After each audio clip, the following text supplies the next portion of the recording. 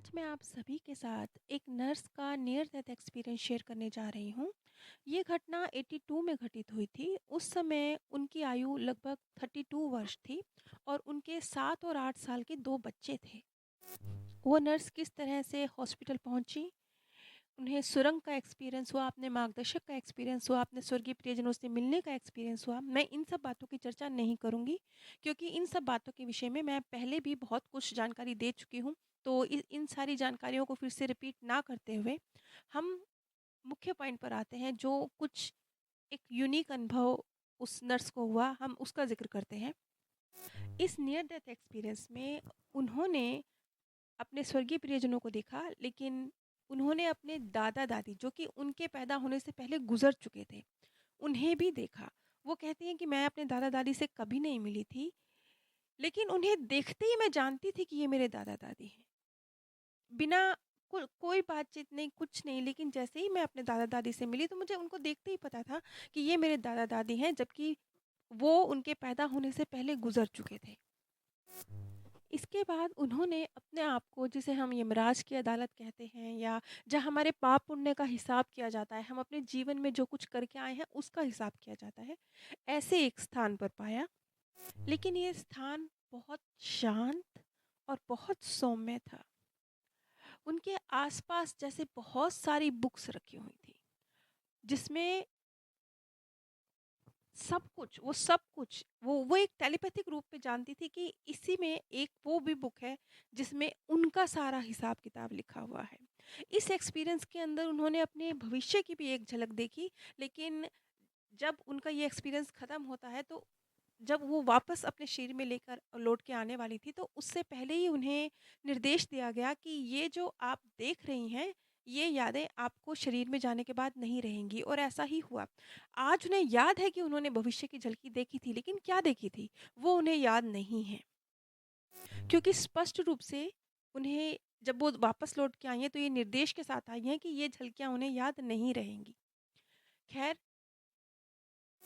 उनके सामने उनके गुरुजन बैठे थे और वो अपने जीवन में उन्होंने जो कुछ भी किया है, जो भी उनके जीवन की घटनाएँ हैं, वहाँ से जिस क्षण से वो पैदा हुई हैं, वो मोमेंट जो शायद अब जब बच्चा पैदा होता है, वो वक़्त तो उसे खुद भी याद नहीं होता ना बड़े होने के बाद, लेकिन वो मोमेंट भी वो देख रही हैं, जब उनका जन्म हुआ है।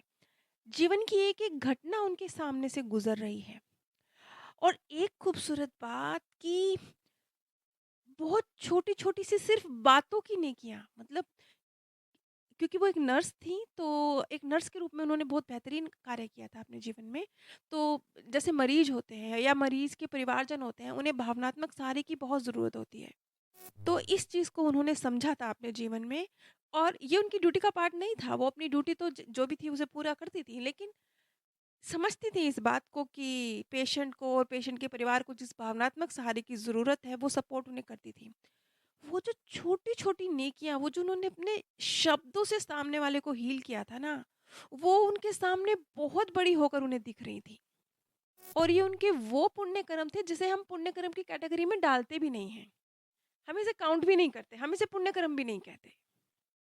अगर सामान्य व्यक्ति की बात करेंगे तो वो बोलेगा अच्छा ठीक है, ये नर्स है, इसका काम है, अपना काम ड्यूटी कर रही है ना, ये बोलेगा। या फिर वो ये बोलेगा कि ठीक है, किसी को बातों से सहारा दिया, क्या कर दिया बड़ा, ये बोलेगा। लेकिन नहीं, वहाँ उनकी ये बहुत छोटी-सी नेकी बहुत बड़ी करके दिखाई दे रही थी। इसी से समझ जाइए कि आपने क्या किया, उससे ज़्यादा अहमियत आपकी भावना, आपके विचार, आपकी नीयत की है। इसके बाद उनके मार्गदर्शक ने उन्हें एक चीज़ दिखाई, वो बेहद सुरीली, बेहद सुरीली। वो कहती है कि कितनी सुरीली मैं बता नहीं सकती। ऐसा कोई संगीत नहीं है, लेकिन जैसे संगीत की लहरियाँ होती हैं ना, ऐसे लहरें मेरे सामने आ रही थी। मैं पढ़ पा रही थी, सुन पा रही थी, देख पा रही थी। ये मेरे बच्चों की प्रेयर्स थी। उनके बच्चे, उनके मित्रगण, जो उनके बीमार होने के बाद, क्योंकि वो एक अच्छी महिला थी, तो उनके मित्रगण, उनके बच्चे जो उनके लिए प्रेयर्स कर रहे थे, वो प्रार्थनाएँ उन्हें खूबसूरत लहरों की तरह सुनाई दे रही थी, संगीत की लहरों की तरह।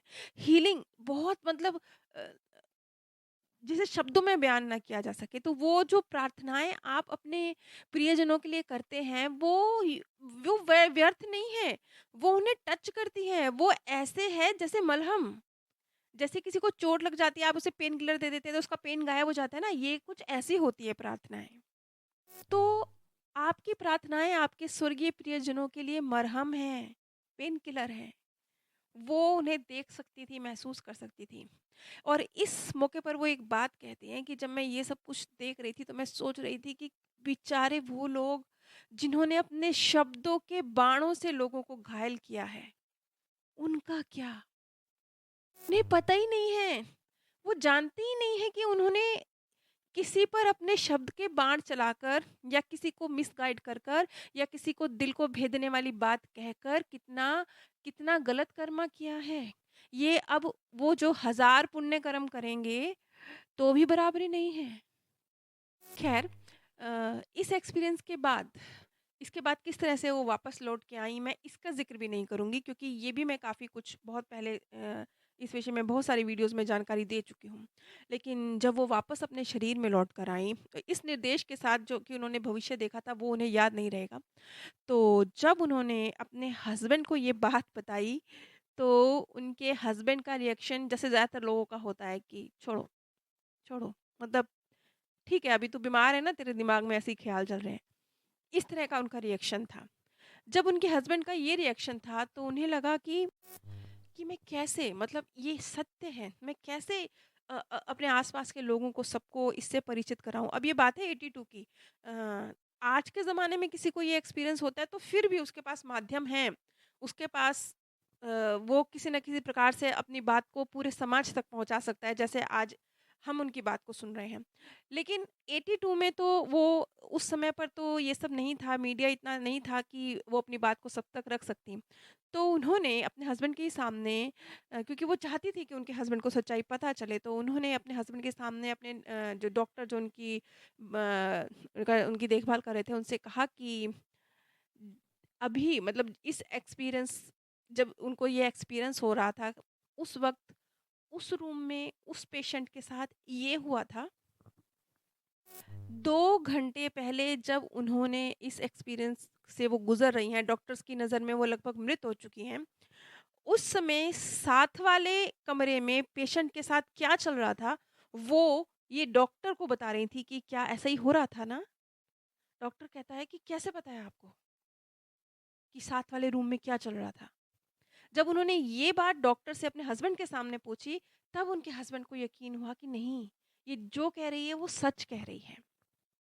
खैर, ये नियर डेथ एक्सपीरियंस तो यहीं ख़त्म होता है। आप लोगों के पास भी अगर कोई खूबसूरत अनुभव है, आप लोग भी आप ही की आवाज़ में, जैसे भी चाहें, ऑडियो में या वीडियो में, हम सबके साथ शेयर कर सकते हैं। जैसा कि आप जानते हैं कि इन दोनों चैनल्स पर ही मृत्यु के बाद के संबंध में जो सत्य जानकारी है, वो प्रस्तुत की जाती है।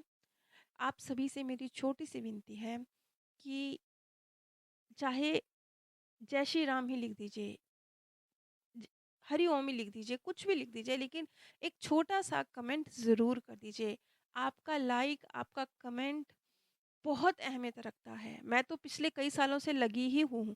मुझे तो लगभग एक्टिव तरीके से काम करते हुए लगभग 5 साल हो गए हैं, और वैसे तो लगभग 7 साल हो गए हैं इस चैनल को। लेकिन मुझे आप लोगों की भी सहायता की ज़रूरत है।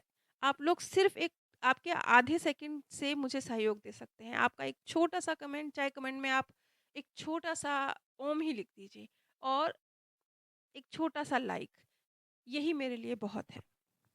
इस ज्ञान के प्रसार में, लोगों के मनों तक सुकून पहुँचाने में आपका इतना सहयोग भी बहुत है।